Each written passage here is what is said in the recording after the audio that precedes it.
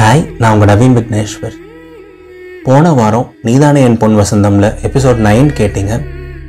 எல்லாமே அழகாக போயிட்டு இருந்த சத்யா அண்ட் வசந்தோட ரிலேஷன்ஷிப்பில் திடீர்னு கண்ணுப்பட்ட மாதிரி ஒரு சில நெகட்டிவான விஷயங்கள் நடக்குது, ஒரு சில சோகமான விஷயங்கள் நடக்குது. வசந்த் வந்துட்டு, சத்யா நம்ம நல்ல ஃப்ரெண்ட்ஸாக இருக்கலாம், எனக்கு நீங்கன்னா ரொம்ப பிடிக்கும், பட் லவ்னா பிடிக்காது, லவ்னால நான் ரொம்ப கஷ்டப்பட்டுட்டேன் அப்படின்னு சொல்லி சத்யாவை ரொம்ப கஷ்டப்படுத்துகிறாரு. நாம் கமிட்லாம் ஆக வேண்டாம், நம்ம நல்ல ஃப்ரெண்ட்ஸாகவே இருக்கலாம் அப்படின்னு சொல்லிடுறாரு. அண்ட் நம்ம சத்யா பயங்கரமாக உடஞ்சி போயிடுறாங்க, சுக்குநூறாக நொறுங்கி போயிடுறாங்க. வேறு வழி இல்லாமல் அடுத்த இருந்த அரை மணி நேரத்தை வசந்த் கூடயே வழியோடு கடந்து வந்த சத்யா இப்போ ஒரு வழியாக தன்னோட ஹாஸ்டலுக்கு வந்துட்டாங்க, தன்னோட காலேஜுக்கு வந்துட்டாங்க, தன்னோட ஹாஸ்டலுக்கு வந்துட்டாங்க. ஷிஃபானாவை பார்த்து அழணும், ஷிஃபானாட்ட வெண்ட் அவுட் பண்ணுன்னு சொல்லிட்டு வெயிட் பண்ணிகிட்டு இருக்காங்க. ஸோ இந்த கதையில் அடுத்து என்ன நடக்க போகுது, என்னென்ன திருப்பங்கள் இருக்குது, எபிசோட் 10 போகலாமா? சத்யபிரியா, நீங்கள் ரெடியா? 3, 2 and 1 ஆக்ஷன். ஒரு பயங்கரமான ஒரு வலியோட, ஒரு தாங்க முடியாத ஒரு வலியோட, ஒரு வழியாக கடைசியில் உங்களோட ஹாஸ்டலுக்கு வந்துடுறீங்க. வசந்த் கிட்ட இருந்து ரொம்ப தூரம் வந்துடுறீங்க. அண்ட் சீக்கிரமாக போயிட்டு ஷிஃபானாவை பார்க்கணும், உங்களோட பார்த்தாவை பார்க்கணும், அவகிட்ட நிறையா ஷேர் பண்ணணும், நடந்ததெல்லாம் சொல்லணும் அப்படின்னு சொல்லிட்டு ரொம்ப ஏக்கப்படுறீங்க. அண்ட் உங்களோட ஹாஸ்டல் ரூமோட கதவை திறக்கிறீங்க. கதவை திறந்து பார்த்தா ஷிஃபானா ஷேரில் உட்காந்துட்டு ஒரு புக்கு படிச்சுட்ருக்காங்க. நீங்கள் வந்ததை பெருசாக கவனிக்கலை. அண்ட் நீங்கள் மெதுவாக அப்படியே உள்ள நடந்து போக ஆரம்பிக்கிறீங்க. அப்போ தான் ஷிஃபானா உங்களை நோட் பண்ணுறாங்க. அண்ட் நீங்கள் சோகமாக இருக்கிறத பார்த்து, உங்களோட கண்ணெல்லாம் ஒரு மாதிரி இருக்கிறத பார்த்து உங்களை நோக்கி எழுந்திரிச்சு வராங்க. ஏன் மச்சி, என்னடி ஆச்சு, ஏன் ஒரு மாதிரி வர அப்படின்னு சொல்லிட்டு உங்களை நோக்கி அப்படியே மெதுவாக நடந்து வராங்க. அண்ட் நீங்கள் ஷிஃபானாட்ட பேசணும்னு நினச்சிருந்தீங்க, வெண்ட் அவுட் பண்ணணும்னு நினச்சிருந்தீங்க, நடந்தது எல்லாத்தையும் ஷேர் பண்ணணும்னு நினச்சிருந்தீங்க. பட் ஷிஃபானாவோட கண்களை பார்த்த உடனே, ஷிஃபானாவோட உடம்பை பார்த்த உடனே உங்களுக்கு ஓடி போயிட்டு அவங்கள ஹக் பண்ணணும்னு மட்டும்தான் தோணுது. அவங்கள ஹக் பண்ணி தேம்பி தேம்பி அழணும்னு மட்டும்தான் தோணுது. வேறு எதுவுமே தோண மாட்டேங்குது. அண்ட் நீங்கள் ஆசைப்பட்ட மாதிரியே ஒரு சில அடிகள் ஓடி போயிட்டு வேகமாக ஷிஃபானாவை ஹக் பண்ணிக்கிறீங்க. அண்ட் ஹக் பண்ணி அவங்களோட ஷோல்டரில் சாஞ்சிட்டு பயங்கரமாக அழ ஆரம்பிச்சிடுறீங்க.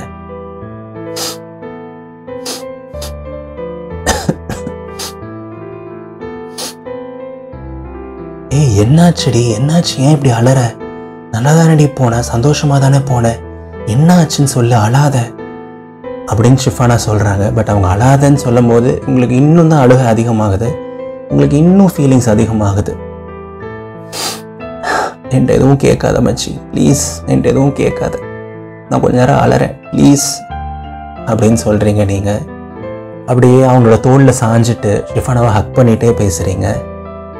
அச்சோ, என்ன பாப்பா ஆச்சு, ஏன் இப்படி பண்ணுற, என்ன ஆச்சுன்னு சொன்னால் தானே தெரியும், விடு அழுகிறேன்னு சொன்னால் விட முடியுமா, என்ன ஆச்சுமா சொல்லுமா அப்படின்னு சொல்கிறாங்க ஷிஃபானா.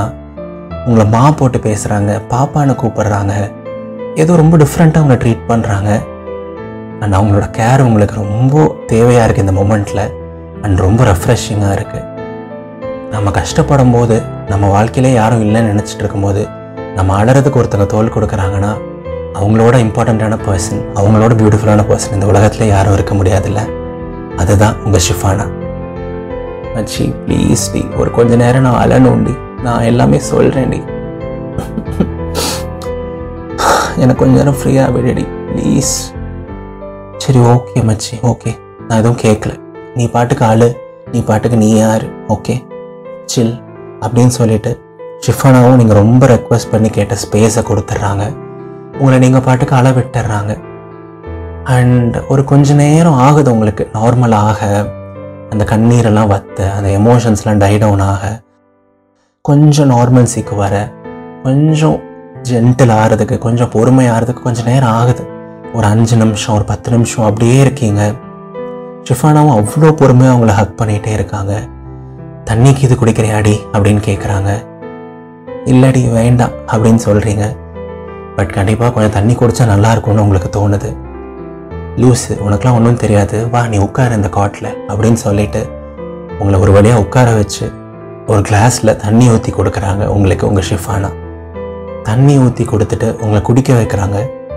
அப்படியே நீங்கள் குடிச்சிட்டு இருக்கும்போதே உங்களோட கண்களை தொடச்சி விடுறாங்க, உங்களோட முடியெல்லாம் லைட்டாக அழகுபடுத்துகிறாங்க, உங்களோட முதுகலை தட்டுறாங்க. அப்படியே மெதுவாக அன்பாக ஒரு அம்மா மாதிரி உங்களை பார்த்துக்கிறாங்க.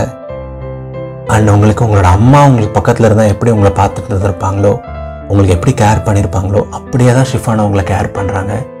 அண்ட் ஷிஃபானாவோட கண்களில் ஒரு தாய்மையை பார்க்குறீங்க. அண்ட் நீங்கள் அப்படியே அந்த காட்டில் உட்காந்துருக்கீங்க. உங்களுக்கு வலது பக்கம் ஷிஃபானா உட்காந்துருக்காங்க.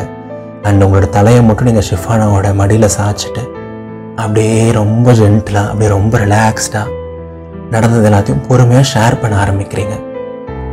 வசந்துக்கு என்னை பிடிக்காதான், வசந்த் என்னை வேணான்னு சொல்லிட்டான் அப்படின்னு சொல்கிறீங்க. எது, வசந்துக்கு உன்னை பிடிக்காதா, வேணான்னு சொல்லிட்டானா? அதுவும் நீ எப்பவும் அவரை நீங்கள் வாங்க போக தானே சொல்லுவேன், என்ன இப்படி பேசுகிற, ஏதாவது ப்ரப்போஸ் இது பண்ணிட்டியாடி, என்னடி ஆச்சு அப்படின்னு கேட்குறாங்க ஷிஃபானா. இல்லடி, ப்ரப்போஸ்லாம் பண்ணல, ஏன்னா வேணான்லாம் சொல்லலை. அவருக்கு லவ்னாலே பிடிக்காதான், அவங்களுக்கு வந்துட்டு நிறையா கஷ்டப்பட்டிருக்காராம் அவர் ப்ரீவியஸ் ரிலேஷன்ஷிப்பில், அதனால இனிமேல் வந்து நான் அவரை அழ வச்சிடக்கூடாதான், இந்த ரிலேஷன்ஷிப்பில் ஹாப்பினஸ் மட்டும்தான் வேணுமா அப்படி இப்படின்னு என்னென்னமோ வளர்றாண்டி, ஓடி எனக்கு எதுவுமே வேணாண்டி அப்படின்னு நீங்கள் சொல்கிறீங்க. அப்படியே ஒரு போதையில் பேசுகிற மாதிரி நீங்கள் பேசுகிறீங்க. அண்ட் ஃபர்ஸ்ட் டைம் உங்களோட வசந்துக்கு நீங்கள் ரெஸ்பெக்ட் கொடுக்காம பேசுகிறீங்க. ஏன்னா உள்ளுக்குள்ளே இருக்க கோவம் அந்த மாதிரி, உள்ளுக்குள்ளே இருக்க ஃபீலிங்ஸ் அந்த மாதிரி. அண்ட் ஷிஃபானா எல்லாத்தையும் லிசன் பண்ணுறாங்க. ஓகே ஓகே மச்சி, புரியுது புரியுது, பட் ஏன் திடீர்னு வசந்த் அப்படி சொன்னார், எனக்கு ஒன்றுமே புரியலையேடி அப்படின்னு சொல்கிறாங்க ஷிஃபானா. அதாண்டி எனக்கும் தெரியல, ஒரு வேளை நான் அவர் மேலே ரொம்ப பாசமாக இருக்கிறது, எனக்கு அவர் பிடிக்குங்கிறத சின்ன சின்ன சைகைகளில் காமிச்சதெல்லாம் வச்சுட்டு எனக்கு ஹோப் கொடுக்கக்கூடாதுன்னு சொல்லிட்டாரு போல். பட் ஒரு மாதிரி கஷ்டமாக இருக்குடி, ஒரு 2-3 நாள் கூட நான் சந்தோஷமாக இல்லை முழுசா, அதுக்குள்ளே இப்படி சொல்லிட்டாரு, இனிமேல் அவ்வளோதான் இல்லை. மறுபடியும் நான் என்னோடய வாழ்க்கை, என்னோடய அப்பா, என்னோடய தங்கச்சி, என்னோடய அம்மா, அந்த பழைய வீடு, அவ்வளோதான் என்னோடய வாழ்க்கை. ஓகேடி, நான் அக்செப்ட் பண்ணிக்கிறேன் அப்படின்னு நீங்கள் மறுபடியும் அதே வழியோடு பேசுகிறீங்க. அண்ட் ஷிஃபானா மேலே பேசுகிறாங்க. லூஸு, இப்போ எதுக்கு நீ உலகமே இடிஞ்சு போன மாதிரி பேசிகிட்டு இருக்க, எல்லாம் முடிஞ்சு போன மாதிரி பேசிகிட்டு இருக்க, அதெல்லாம் ஒன்றும் இல்லடி, அதெல்லாம் ஒன்றும் இல்லை, என்ன அவர் லவ்வில் இன்ட்ரெஸ்ட் இல்லைன்னு தானே சொல்லியிருக்காரு, பார்த்துக்கலாண்டி, நான் இருக்கேன், நம்ம ஃப்ரெண்ட்ஸ் எல்லாரும் இருக்கோம், யூனிவர்ஸ் இருக்காங்க, முருகர் சாமி இருக்குது, உனக்கு தான் இவ்வளோ மேஜிக் நடந்திருக்கேடி லைஃப்பில் இந்த 4-5 நாளில், இந்த ஒரு விஷயத்தினாலாம் ஒன்றும் ஆகிடாதடி, பார்த்துக்கலாண்டி அப்படின்னு சொல்கிறாங்க ஷிஃபானா.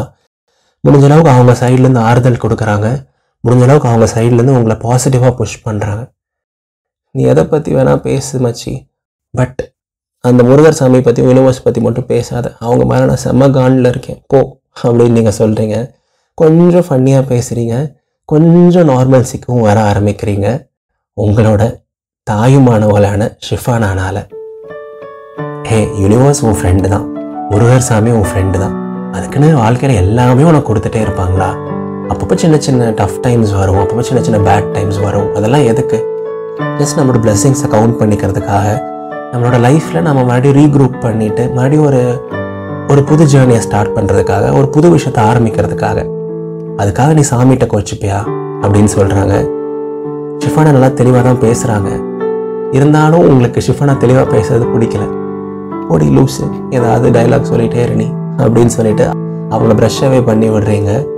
அண்ட் கொஞ்சம் இல்லை, நீங்கள் நல்லாவே நார்மல் ஆகிட்டீங்க. கொஞ்சம் நேரம் அழுதது, ஷிஃபானாட்ட பேசுனது, அவங்க மடியில் படுத்தது அப்படின்னு சொல்லிட்டு, ஒரு காதல் தோல்விக்கு பெரிய மருந்து இன்னொரு காதலாக இருக்க முடியுமான்னு உங்களுக்கு தெரியல, பட் ஒரு நல்ல ஃப்ரெண்ட்ஷிப் எனக்குமே எல்லாத்துக்கும் ஒரு பெரிய மருந்துன்னு சொல்லிட்டு உங்களுக்கு அன்றைக்கி புரியுது அப்படின்னு சொல்லிட்டு 2 பேருமே ஒரு ஸ்மைல் ஷேர் பண்ணுறீங்க, 2 பேருமே ஒரு லாஃப்டர் ஷேர் பண்ணுறீங்க.